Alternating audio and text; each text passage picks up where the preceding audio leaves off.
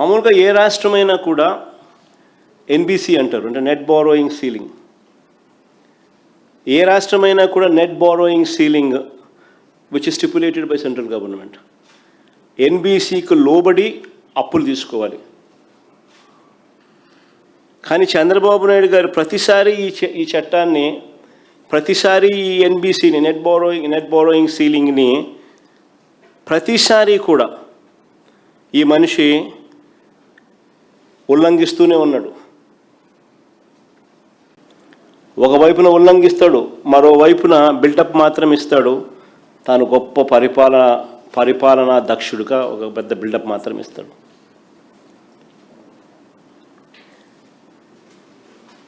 వాస్తవాలు చూస్తే 2014 నుంచి 19 కూడా, అంటే గతంలో చంద్రబాబు నాయుడు గారు ఇంతకు ముందు ముఖ్యమంత్రిగా ఉన్నప్పుడు కూడా, అప్పుడు కూడా నెట్ బారోయింగ్ సీలింగ్ ఎన్బిసిని అనుమతించిన దానికన్నా, అంటే ఎన్బిసి ఏదైతే నెట్ బారోయింగ్ సీలింగ్ అనుమతించిన దానికన్నా ఆ 5 ఏళ్లలో కూడా 29,099 కోట్లు అధికంగా అప్పులు తీసుకొచ్చాడు ఆయన.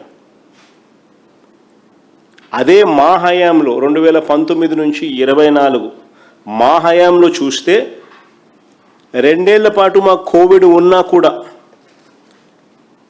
దీనివల్ల ఆదాయాలు తగ్గినా కూడా, ప్రజలను కాపాడుకోవడం కోసం ఎమర్జెన్సీ సేవల రూపేణా భారీగా ఖర్చులు పెట్టే పరిస్థితులు ఉన్నా కూడా,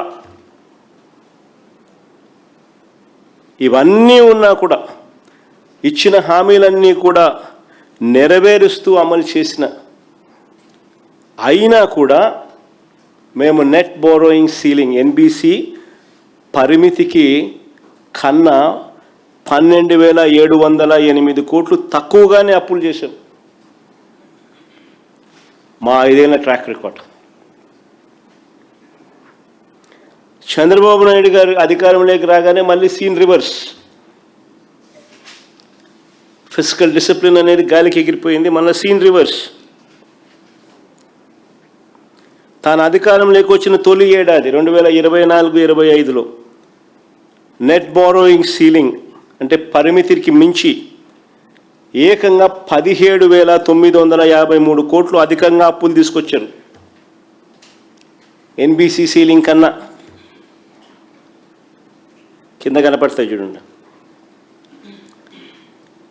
ఇక 2025-26 ఏడాదిలో పరిస్థితి చూస్తే ఇంతకన్నా ఘోరంగా ఉంది. ఈ 2 ఏళ్లలో చంద్రబాబు తెచ్చిన అప్పులు ఒకసారి గమనిస్తే, చంద్రబాబు నాయుడు గారు తెచ్చిన అప్పులు, కుదుర్చుకున్న అప్పులు, వీటి గ్రాస్ అప్పులు, వీటికి సంబంధించిన గ్రాస్ అప్పులు ఎంత అని చూస్తే 3,20,000 కోట్లు దాటాయి.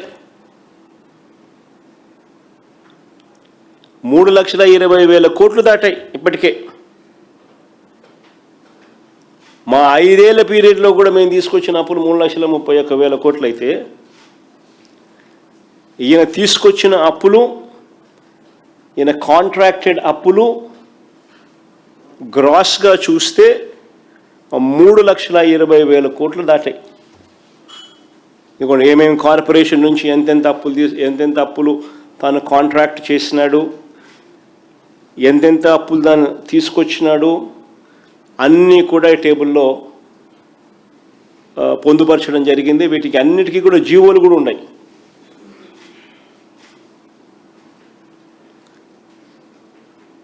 ఈ 2 ఏళ్లలోనే ఏకంగా మేము 5 ఏళ్లలో చేసిన అప్పు 3,31,000 కోట్లు అయితే, ఈయన 2 ఏళ్లలోనే 3,20,000 కోట్లు, 3,20,454 కోట్లు ఈయన కాంట్రాక్టెడ్ అండ్ చేసిన అప్పులు, గ్రాస్ అప్పులు. ఎవరు ఆర్థిక విధ్వంసం చేస్తూ ఉన్నారు అన్నదానికి ఇది నిదర్శనం. చంద్రబాబు నాయుడు గారి హయాంలో ఈ రెవెన్యూ డెఫిసిట్, ఈ ఫిజికల్ డెఫిసిట్, నిజంగా ఇవి ఎందుకు పెరుగుతూ ఉన్నాయి? చంద్రబాబు నాయుడు గారి హయాంలో ఈ రెవెన్యూ డెఫిసిట్లు, ఆయన వస్తే చాలు ఈ రెవెన్యూ డెఫిసిట్లు, మా హయాంలో ఎందుకు రెవెన్యూ డెఫిసిట్లు, ఫిజికల్ డెఫిసిట్లు కంట్రోల్డ్గా ఉన్నాయి?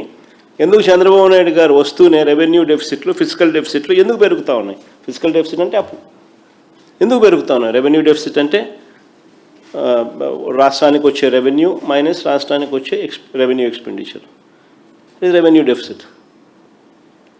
ఎందుకు పెరుగుతూ ఉన్నాయి? పెరగడానికి ప్రధానమైన కారణం ఏమిటి అంటే రాష్ట్రానికి రావాల్సిన ఆదాయాలు రాష్ట్రానికి రావడంలో విచ్చలవిడిగా జరుగుతూ ఉన్న అవినీతి, దోచుకో పంచుకో తినుకో, అందరూ జాయింట్గా రాష్ట్రాన్ని దోచుకుంటూ ఉన్నారు కాబట్టి రాష్ట్రానికి సంబంధించిన ఆదాయాలు పెరగడంలా, రాష్ట్రానికి సంబంధించిన వనరులు రావడంలా. చంద్రబాబు నాయుడు గారు, ఆయన బినామీలు, ఆయన పార్టీ ఎమ్మెల్యేలు, ఆయన ఎల్లో మీడియా సహచరులు దోచుకో పంచుకో తినుకో పరిస్థితిలో ఏకంగా ఇసుకను వదలడంలా, మట్టిని వదలడంలా, సిలికాను వదలడంలా, క్వాడ్స్ను వదలడంలా, లాటరైట్ను వదలడంలా, గ్రనైట్లను వదలడంలా, లిక్కర్ వదలడంలా, లిక్కర్ మాఫియా నడుస్తూ ఉంది, భూములు వదలడంలా, అధిక రేట్లకు పీపీఏలు,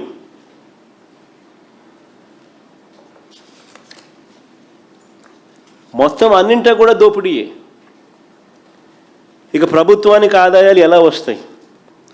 సంక్షేమము అభివృద్ధి ఎలా నడుస్తుందా? ఎంత అప్పులు తెచ్చినా కూడా ఎలా సరిపోతాయి? అంతా దోచేస్తూ ఉంటాయి. విశాఖపట్నంలో చిన్న ఎగ్జాంపుల్ కూడా, ఉదాహరణ కూడా చెప్తా ఉన్నా, ఏ స్థాయిలో వీళ్ళ దోపిడీ అని అంటే విశాఖపట్నంలో అత్యంత విలువైన భూమిని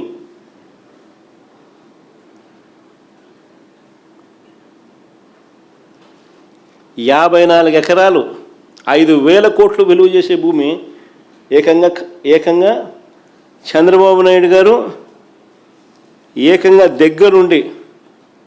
దగ్గరుండి ఆయన సమీప బంధువుకు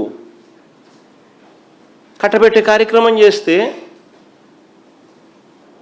రాష్ట్రానికి ఆదాయాలు ఎలా వస్తాయి?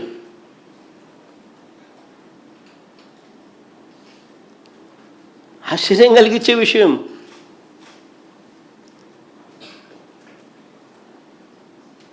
రియల్ ఎస్టేట్ కంపెనీలకు, చెనిక్కాయలకు, బెల్లానికి అతి తక్కువ రేటుకు భూములు ఇస్తా ఉన్నాడు. భూములు వేయడమే కాదు, వాళ్ళు కన్స్ట్రక్షన్ చేసిన దాంట్లో 2,000 రూపాయలు పర్ ఎస్ఎఫ్టీకి ఎదిరిస్తాడంట. ఈయన ఎదిరిస్తాడంట. రాష్ట్రానికి ఆదాయాలు ఎలా వస్తాయి ఇలాంటి స్కాములు జరుగుతూ ఉంటే?